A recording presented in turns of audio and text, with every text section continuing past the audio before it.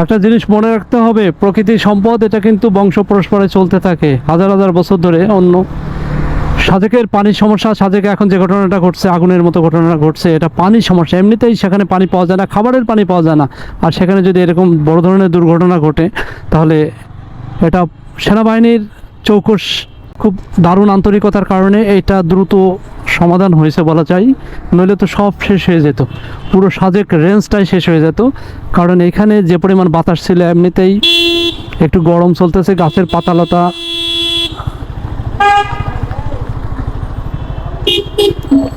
এমনিতেই এখন শুষ্ক মৌসুমের সময়, কোনো বৃষ্টি নাই, গাছের লতা পাতা অনেকটা শুষ্ক হয়ে আছে, পানি নাই, বৃষ্টি নাই।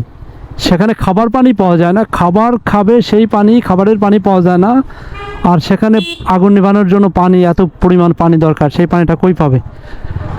তো এই জিনিসগুলো একটু মাথায় রাখতে হবে। একটা ভুল থেকে প্রতি বছরই শিক্ষা নেওয়া উচিত, প্রতিবারই শিক্ষা নেওয়া উচিত।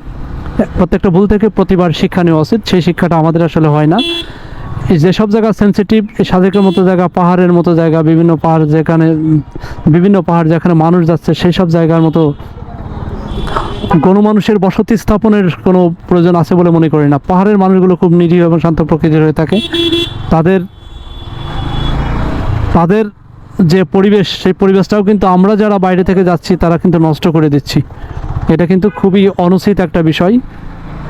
তাদের জন্মই কিন্তু পাহাড়ে, তারা বসবাস করে পাহাড়ে, তাদের সংস্কৃতি সব কিছু মিলে পাহাড়, বাট আমরা যে কিন্তু সেগুলো এলোমেলো করে দিচ্ছি, তো করছি একটা বিষয়। সবচেয়ে বড় বিষয় হচ্ছে তাদের এত ক্ষতি হয়ে গেল।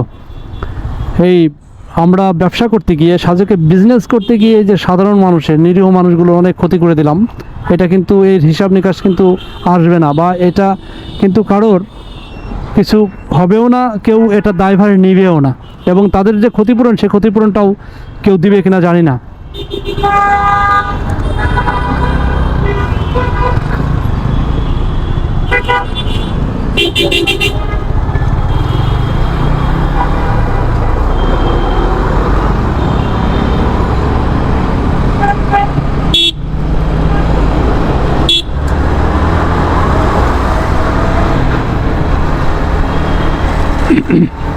পাহাড় মানে হচ্ছে নিজস্ব সম্পত্তি না, আমার সম্পত্তি না, এটা ভাবতে হবে। তো সাজেকের যে ঘটনা ঘটছে, এটার জন্য স্পেশালি যারা এগুলোর সাথে ইনভলভ আছেন, এই বিজনেস, ব্যবসা বাণিজ্যের জন্য, আবাসিক ব্যবসা বাণিজ্যের জন্য, তারা একটু খেয়াল করবেন যে কীভাবে করলে পরবর্তীতে এই ধরনের আর কোনো দুর্ঘটনা না ঘটে। কারণ হচ্ছে যে এটা আপনারা যেহেতু এটাতে একটা স্টেপ নিয়ে আসেন, আপনাদেরই এটা একটু খেয়াল করতে হবে যেন পরবর্তীতে আর কোনো ঝামেলা না হয়।